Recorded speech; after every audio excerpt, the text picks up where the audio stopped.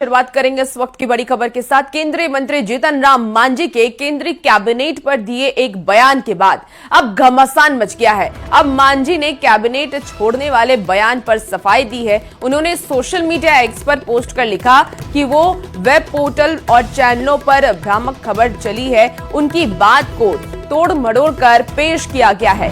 सभा में हो रही देरी को लेकर उन्होंने बयान दिया था। लेट होने की वजह से फ्लाइट छूट जाने की बात कही थी। विवाद बढ़ने के बाद मांझी ने यह कहा कि वो मरते दम तक पीएम मोदी का साथ नहीं छोड़ेंगे।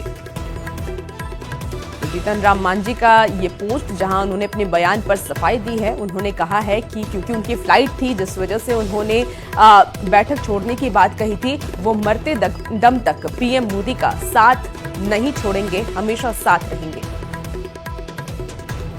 और अब आइए जानते हैं कि जीतन राम मांझी का वो बयान सुनते ही किसको इसको लेकर के उन्हें सफाई तक देनी पड़ी।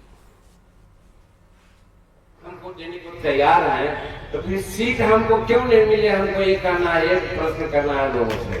तो हम नहीं मांगेंगे, हम कहना चाहते हैं, हम हरियाणा नहीं चाहते हैं कि हमको कितना सीट दे दो, लेकिन मैं कहता हूं कि जो मेरा वजूद है उसके आधार पर हमको सीट दो, तो सीट हमको कोई फायदा नहीं है। हम आपके फायदा के लिए मांग रहे हैं, आपके फायदा के लिए बात हमारे आगे बढ़ती है। लगता है कि कैबिनेट हमको छोड़ना पड़ेगा। दरअसल मुंगेर में हम पार्टी का कार्यकर्ता सम्मेलन था जिसे में मांझी ने संबोधित किया। वहां मांझी ने वजूद के आधार पर सीट देने की मांग की और कैबिनेट छोड़ने की भी बात कही। मांझी ने कहा था कि बात अगर आगे बढ़ती है तो कैबिनेट छोड़ना पड़ेगा और उनके इसी बयान के बाद विवाद बढ़ा और बाद में उन्हें सफाई तक देनी पड़ी। तो जीतन राम मांझी के कैबिनेट छोड़ने के बयान पर पार्टी ने भी सफाई दी है। पार्टी ने भी कैबिनेट छोड़ने की बात को भ्रामक बताया। श्याम सुंदर शरण ने कहा कि बुधवार को होने वाली केंद्र कैबिनेट की बैठक छोड़ने के संदर्भ में मांझी ने यह कहा था। कार्यक्रम में देरी हो रही थी और देरी होने की वजह से उन्होंने केंद्र कैबिनेट की बैठक छोड़ने की बात कही थी। तो आइए अब मांझी की पूरी सियासत। आवाम मोर्चा के संरक्षक भी हैं, भारत सरकार में केंद्रीय मंत्री हैं, ने कैबिनेट छोड़ने की बात कही। ये सरासर भ्रामक है और तथ्यहीन है।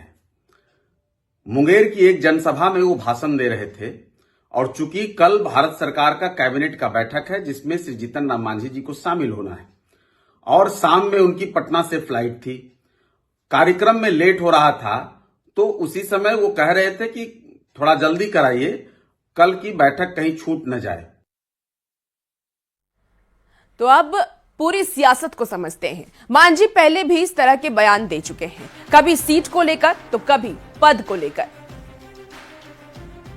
मिला तो उसमें एनडीए को घटा होगा। ये मीडिया के द्वारा और कुछ ऐसी बातों को बोलते हैं, बेबाकी से बोलते हैं, उसको गलत तरीके से प्रचारित किया जाता है।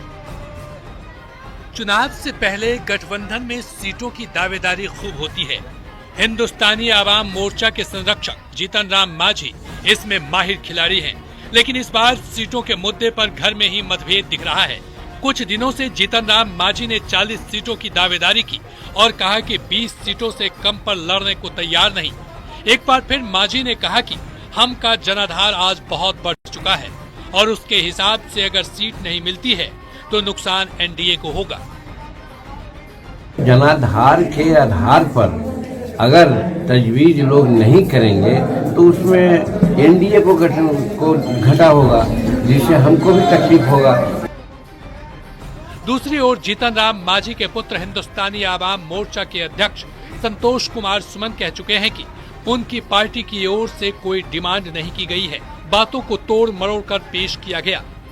कोई बात नहीं है, समझने का फेर है। जीतन राम मांझी जी एनडीए के साथ हैं, आदरणीय प्रधानमंत्री जी का एडमायरर हैं, उनके द्वारा किए गए कार्यों का वो हमेशा बखान करते हैं।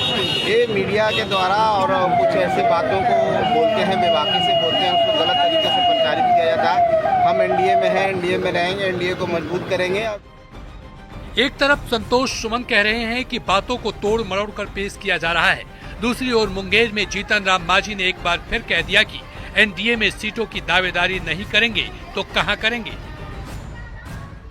कि हमको आप राजनीति में भागीदारी दीजिए, हमारा भी एमएलए का कोटा बढ़ाइए। सवाल है कि क्या सीटों के मुद्दे पर हिंदुस्तानी आवाम मोर्चा के अंदर ही घमासान मचा हुआ है या फिर 2020 की तरह जीतन राम मांझी 2025 में भी प्रेशर पॉलिटिक्स कर रहे हैं। Bureau report, news 18।